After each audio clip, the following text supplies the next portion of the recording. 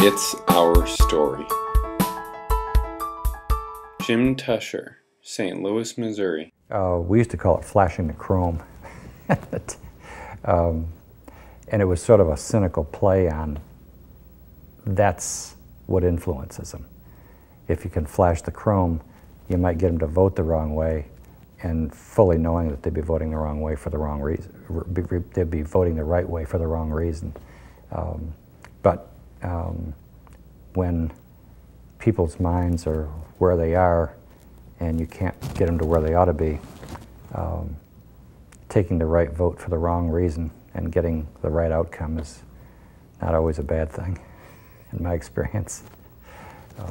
I think the way Ed used to use what I would call street theater, legislative theater, or what have you, in politics in the early days, at least here in Missouri, has sort of transitioned into more or less straight-ahead politics. You know, we have a paid lobbyist our association does at the state level, and we have several centers for independent living that have full-time lobbyists at the Capitol, and it's pretty much straight ahead. You work committees, you wear the suit, and you know, sort of. My theory is if you want a loan, you dress like a banker. Well, if you want to get legislation passed, you sort of dress like a legislator, and that's sort of our approach. It always helps, by the way, to have some people out on the lawn ranting and raving and you know doing effigies and so on, because it makes us look so much more reasonable. And with that kind of pressure going on, it makes them want to come to sort of a closure. So I think it's, again, you need good cops, you need bad cops, you need everything. You need people giving to campaign contributions. You need people licking envelopes and stuffing envelopes in the basement of some campaign office somewhere. We need to be doing it all if we want to be serious about this, and particularly in this day and age. Politics are getting sort of down and dirty these days. So it's transitioned a lot over the years. And a lot of the politics to pass the ADA were very, very sophisticated. Grassroots organizing going on all over the country, every state, every large city, many, many small towns had folks working on the ADA, making calls, and it worked. It worked. What you just said, down and dirty politics are getting at. Could you elaborate on what I sense, I don't want to put words in your mouth or anything, but I sense that you're seeing more of a winner-take-all attitude and a lack of collaboration, and empathizing with another's viewpoint, and it's more like, no, we won, we have control. Is that what you're saying? It's probably somewhat tainted just having come from a Medicaid commission meeting. And the Centers for Independent Living have always run their personal assistance model through the Division of Vocational Rehabilitation because of the synergy, I guess you'd say, with other rehab programs. You know, they do the employment stuff, we do the community living kinds of things, and all the kinds of things, including personal assistance, which help make employment possible or get the person ready to get a saleable skill and go to work.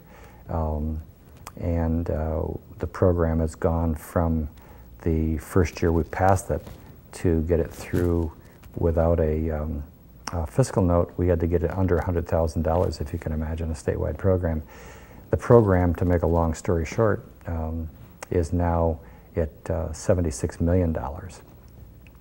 And there are a lot of the traditional providers who are experiencing a shortage of Medicaid dollars, and they're looking at us, and basically as two of the large for-profit in-home service organizations got up at the commission this afternoon and basically said that the way we run our service, it has got an administrative overhead and too expensive, and that we should take the money away from the Centers for Independent Living, give it to those guys, and they could serve twice as many people for the same dollars.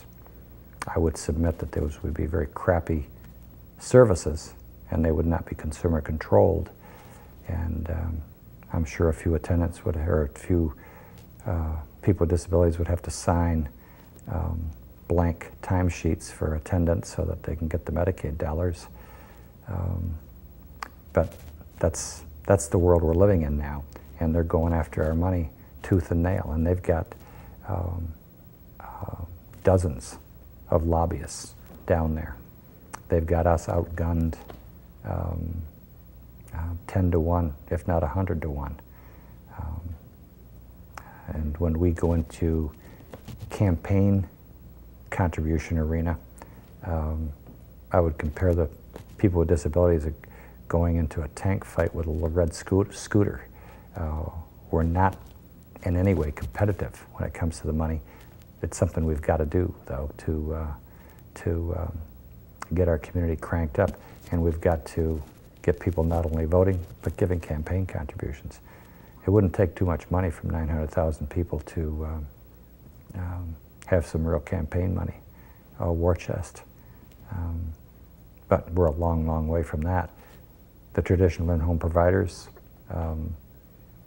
they have all their guns lined up, and are about to try to buy some more public policy that's in their best interest, and we're going to fight them.